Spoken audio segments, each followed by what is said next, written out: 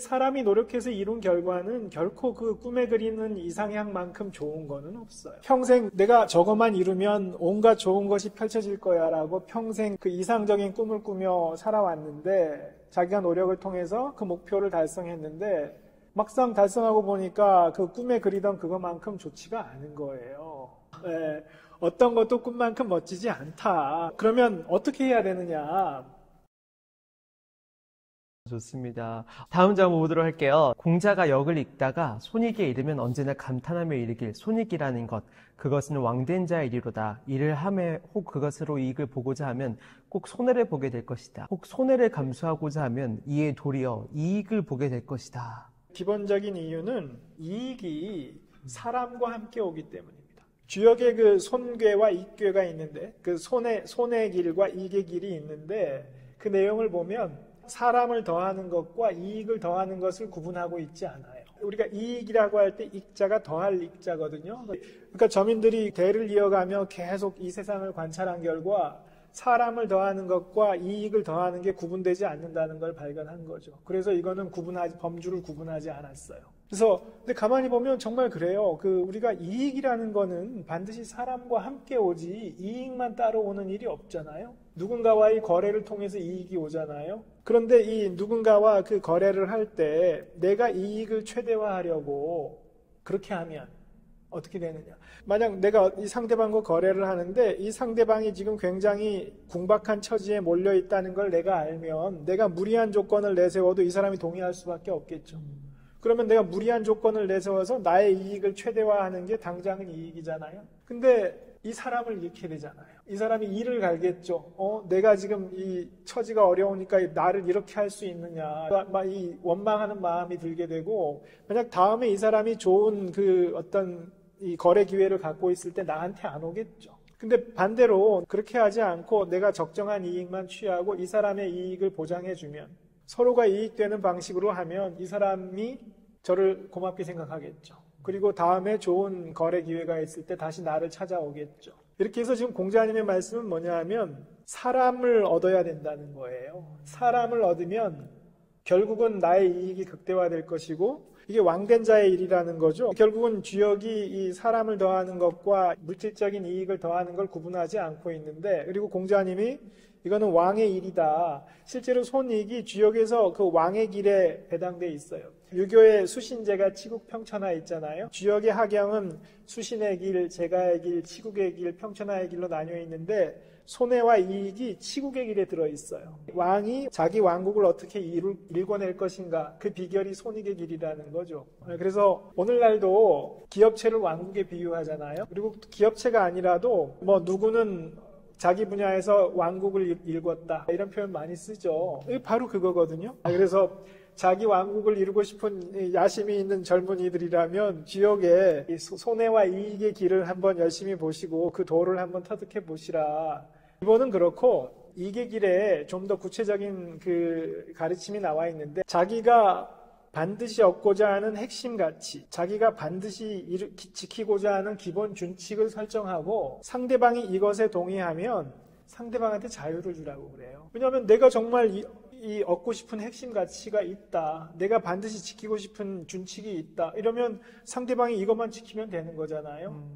그러면 상대방 입장에서도 분명하잖아요. 아, 저것만 지키면 나한테 자유를 주는구나. 그러면 열심히 자기 자유로운 그 창조적인 활동을 해서 아주 창의적인 노력을 일으킬 수 있잖아요. 왕국에는 국왕이 선포하는 법이 있죠. 그 법을 지키는 한 왕국의 백성들한테 자유를 주면 그 왕국이 번성하는 거죠. 오늘날 지역의 손익의 도를 가장 잘 구사한 건 구글이나 애플이 구축한 플레이스토어나 앱스토어가 손익의 도를 가장 잘 구사했다. 구글이나 애플이 기본 준칙을 딱 설정했죠. 나머지 자유잖아요. 그러니까 모두가 들어와서 이 안에서 열심히 자기 이익 보려고 활동하잖아요. 어플을 올리는 사람들은 사실 자기 이익을 보려고 활동하잖아요. 그렇게 할 때 최대 이익을 가져가는 건 구글이나 애플이죠. 자신들의 왕국을 구축했잖아요. 근데 반대로 구글 앱스토어에 보면 굉장히 고수익을 내는 앱이 있잖아요. 그 앱을 박탈해버리고 애플이 똑같은 앱을 만들어서 넣으면 당장은 애플이 굉장히 큰 이익을 얻을 수 있겠죠. 당장은 이익이죠. 근데 그러면 사람들이 다 떠나겠죠. 그러면 망하는 거죠. 단순히 기업의 손익을 이야기하는 게 아니었네요. 그렇죠. 사람을 얻으라는 거죠.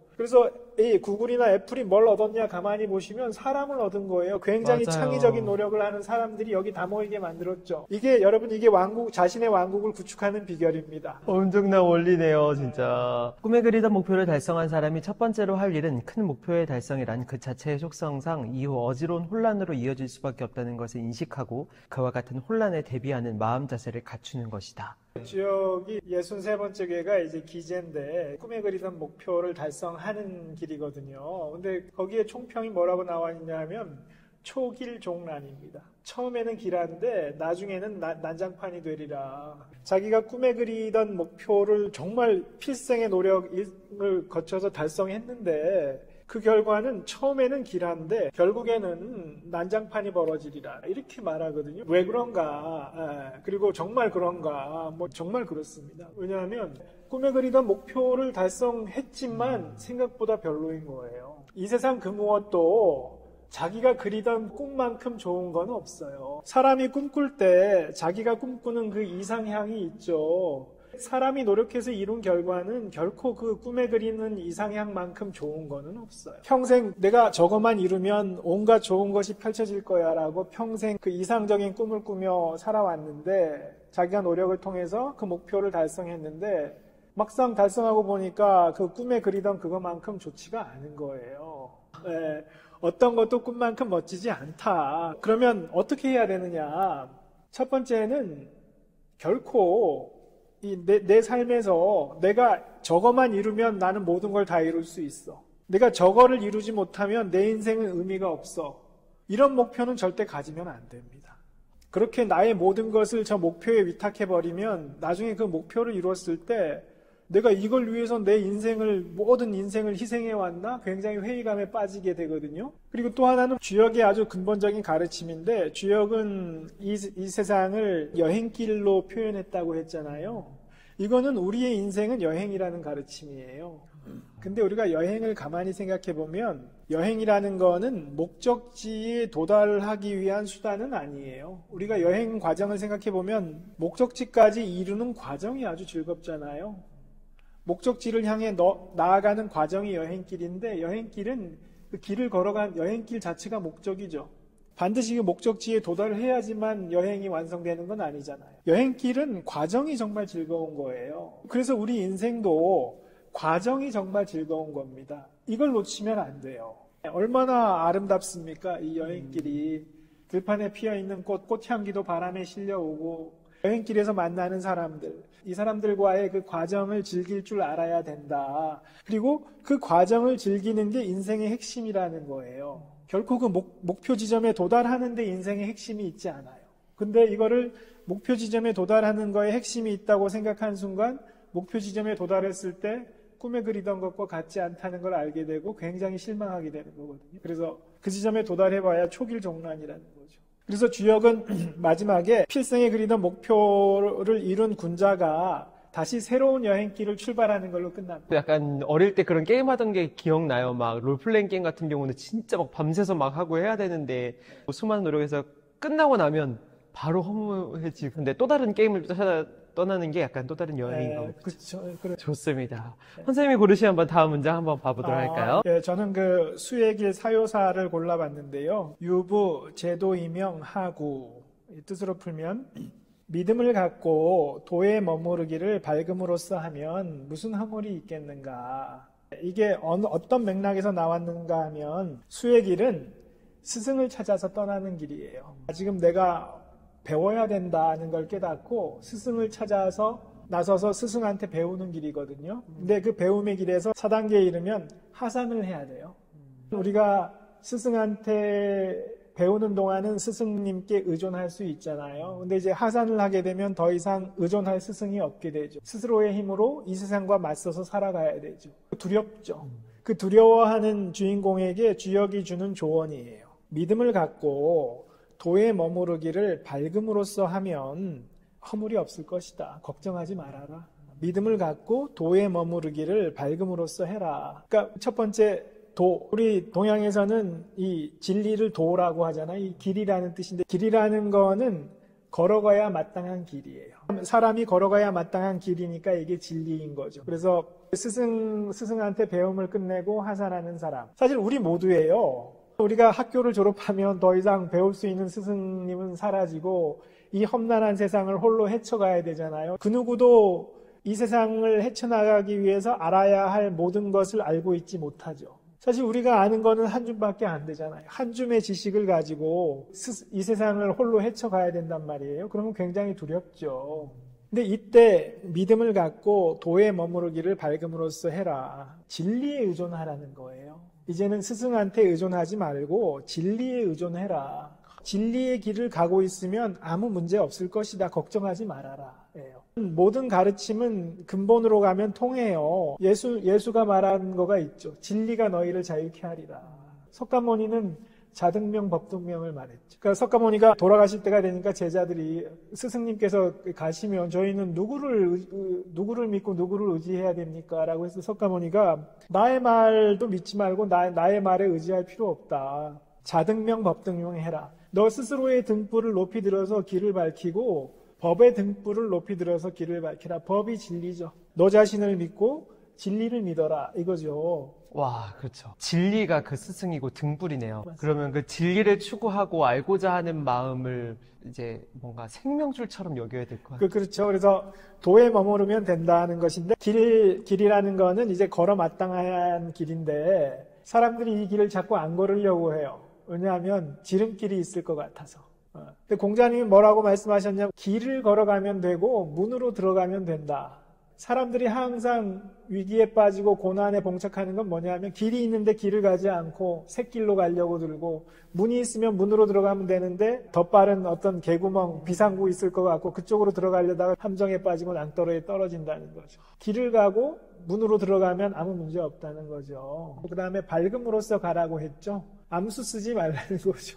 암수 쓰지 말고 정정당당하게 진리의 길을 가고 있으면 허물이 없을 것이다. 너 충분히 이 세상을 헤쳐갈 수 있을 것이다. 이렇게 말하는 거죠. 그리고 전제로 믿음을 가지라고 했죠. 사람들이 이걸 못 믿어요. 이 진리의 길을 가는 게 가장 빠른 길이라는 거를 믿지 못하고 자꾸 새길을 찾고 이런단 말이에요. 근데 진리를 믿으면 진리의 길을 갈 수 있고 그러면 너끈히 이 세상을 헤쳐갈 수 있다는 거죠. 그렇군요. 길을 못 가게 하는 것도 과욕인 것 같아요. 그렇죠. 그 욕심 때문에. 지름길, 새길을 찾고 욕심이죠. 그리고 욕심도 지름길을 새길 찾는 욕심이 있고 또 하나는 불안감이 있어요. 내가 정말 눈앞에 딱 있는데 이 길만 가도 될까? 이것만 가는 거 부족한 것 같은데? 라고 불안한 마음이 있는데 믿음을 가지라고 했죠. 길이라는 거는 팽팽하게 당겨진 거예요. 솔성지위도라고 중용의 맨 앞에 보면 이 잠재 가능성을 팽팽하게 당겨놓은 것이 길이다. 길이라는 거 우리가 길을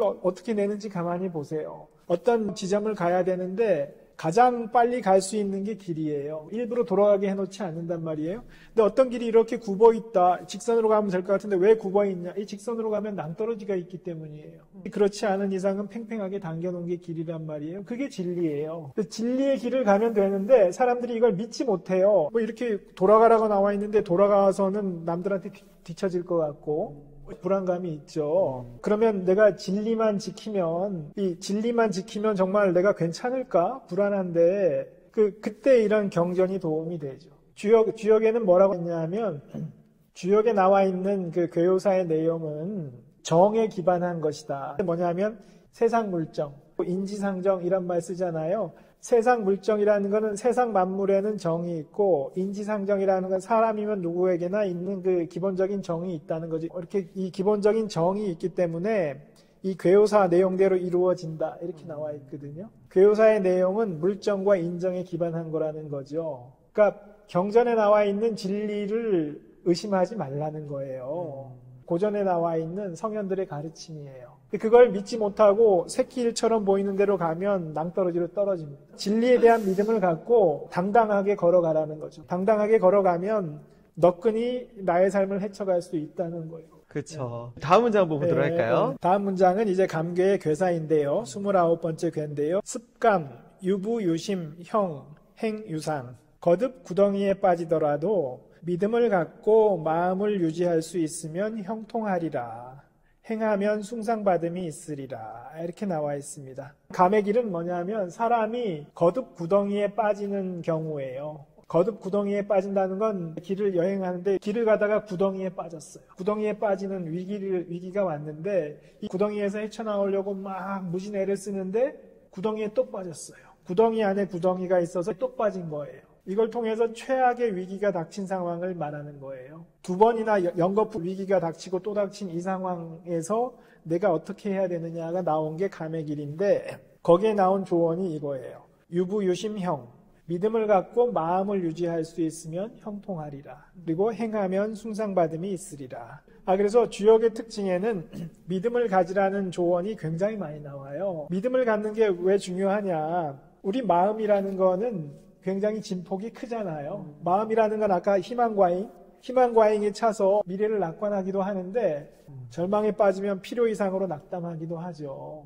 마음의 진폭이 큰 거를 넘어서게 해주는 게 믿음이죠. 그래서 믿음이 정말 중요하고 마음을 유지할 수 있으면 형통하리라. 근데 마음을 유지한다는 게 뭐냐? 자기 근본에 대한 성찰을 이루는 거예요. 근본이 뭐냐 하면 나는 어디서 왔는가? 근본 질문을 해결하는 게 감개의 취지예요. 그래서 쉽게 감개의 취지를 말하면 왜 사람이 일생일대의 위기에 봉착하는가? 그런 일생일대의 위기에 봉착했을 때만이 사람이 자기 밑바닥까지 내려가서 나는 누구인가를 고민하게 되는 거예요. 그런 자기 근본에 대한 고민, 나는 어디에서 왔는가? 나는 어디로 가는가? 나는 무엇하러 여기 왔는가라는 고민을 해결하는 게 이 일생일대의 위기가 찾아온 이유라는 거예요. 그리고 이걸 해결하면 형통하리라는 어떻게든 그 상황을 뚫고 나갈 수 있다는 거거든요. 이 근본 질문을 해결하면 어떻게든 그 상황을 네가 이겨낼 수 있을 것이다. 이렇게 말하는 거예요. 그런 가르침이 여기 담겨 있습니다. 아까 말씀드렸죠. 나는 하늘에서 왔고 하늘의 일을 하러 여기 왔고 이 일을 끝내면 하늘로 돌아갈 것이다. 이거를 알고 믿으면 사실은 이겨내지 못할 위기가 어디 있겠어요. 근데 왜 이런 위기가 닥치냐? 위기가 닥치면 한계를 느끼잖아요. 자기 한계를 뼈저리게 절절하게 느꼈을 때 그 한계를 넘어설 수 있기 때문에. 그냥 모든 게 순탄할 때는 자기 한계를 넘어설 수 없어요. 그렇기 때문에 위기가 닥친다는 거예요. 그때 그 자기 한계를 넘어설 그런 어떤 근본적인 성찰이 온다는 거죠. 그런 가르침이 담겨 있어서 이걸 뽑아봤습니다. 좋습니다. 네, 마지막 문장 한번 보도록 할까요? 예, 마지막 문장은 제가 주역에 빠진 계기이기도 한데요. 이름, 일양, 지위도 한 번은 음이었다, 한 번은 양이었다 하는 거를 도라 이른다. 이건 주역의 개사상전에 나온 말입니다. 도라는 건 진리의 길인데 그러면 아주 평탄하고 편안하고 안정되어 있을 것 같잖아요. 그렇지 않다는 거예요. 도의 길이라는 거는 한 번은 음이었다, 한 번은 양이었다 이렇게 오르락내리락 한다는 거죠. 근데 이게 제가 아까 경제학 공부한 사람은 이게 경기순환을 말하는 거다 알 수 있다고 말씀드렸는데 사실 세상 이치가 가만히 보면 그렇죠. 달이 차면 기울고 기울면 반드시 다시 차고 이런 거죠. 왜 그럴까? 사실 이상하잖아요. 그냥 평탄하게 쭉 성장해주면 좋은데 주역에 나온 아주 인상 깊은 구절이 있는데 하늘과 땅과 사람과 귀신이 가득 찬 것을 미워하고 비어있는 사람을 좋아한다. 그래서 하늘과 땅과 사람과 귀신은 가득 찬 것을 허물고 비어있는 것을 채워준다는 거예요. 이 같은 말이거든요. 도라는 거는 이름 일양한다. 정말 그런가? 그건 우리가 두 사람이 싸운다 이럴 때 가만히 보면 알 수 있는데 싸울 때 가만히 보면 서로 자기가 약자라고 주장해요. 왜 그런가? 내가 약자다라고 주장해야 사람들이 내 편을 들어준다는 걸 무의식적으로 아는 거예요. 그리고 영화나 드라마 보면 주인공은 약자예요. 항상 주인공보다 강자가 악당으로 등장하죠. 그렇게 해서 주인공보다 강한 악당이 주인공을 괴롭혀야 이 시청자가 주인공한테 감정이입할 수 있다는 거를 PD나 감독들이 아는 거예요. 세상 이치가 약자를 편든다는 걸 아는 거예요. 이름 일양하지 않고 쭉 한 길로 간다는 건 한 번 승자가 영원한 승자가 돼요. 한 번 이긴 사람이 영원히 승자가 될 거잖아요. 근데 우주의 이치가 그렇지 않다는 거죠. 반드시 가득 찬 것을 허문다. 그렇기 때문에 순환한다는 것이고 이게 바람직하죠. 패자한테도 반드시 기회가 돌아온다는 거예요. 가령 내가 지금 굉장히 내리막길이라 힘들다. 그 내리막길이 계속 영원히 가지 않는다는 거예요. 내리막길이 언젠가는 멈추고 오르막길이 다시 온다는 거죠. 그러면 이 내리막길에 있는 분들도 힘을 낼 수 있죠.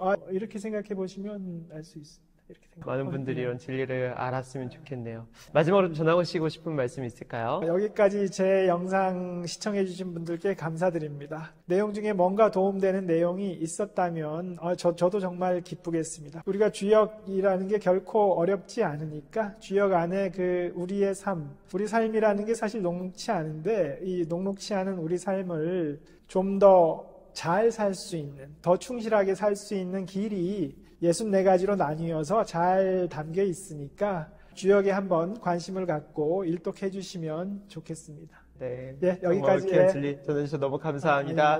네, 감사합니다. 감사합니다. 네. 예.